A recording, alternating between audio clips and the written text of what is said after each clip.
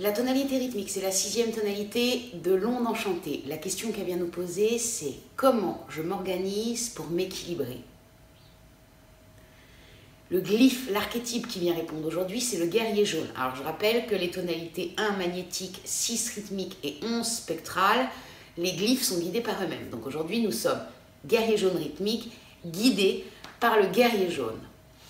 Les mots-clés du guerrier sont questionner, témérité et intelligence. Donc ce que ça va venir nous demander aujourd'hui, en pouvoir doubler, puisque guerrier jaune guidé par le guerrier jaune, c'est de se questionner avec intelligence et témérité. Oser se poser les bonnes questions. Oser aller voir à l'intérieur ce qui est encore bon pour nous et ce qui ne l'est plus. Se poser les bonnes questions. Est-ce que... qu'est-ce qui est utile et pas utile pour moi? Donc c'est vraiment aller se visiter. Est-ce que c'est utile pour moi de rester sur mon canapé toute la journée? Est-ce que c'est utile pour moi d'aller me balader au contact de la nature? Est-ce que c'est utile pour moi d'être dans mon mental en ressassant des choses du passé ou pas? Est-ce que c'est utile pour moi d'être constamment en train de projeter dans l'avenir ou pas? Est-ce que c'est utile pour moi d'être dans cet instant? Est-ce que c'est utile pour moi ou pas? Ça, c'est chacun à sa réponse, à chaque fois.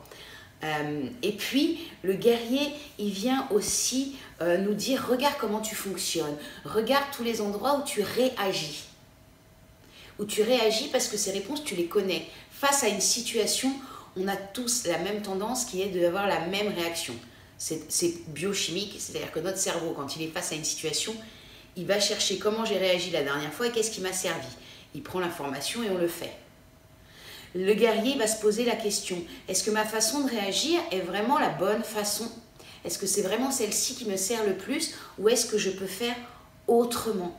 Est-ce que je peux sortir de la réaction et d'un seul coup agir? Être debout et agir.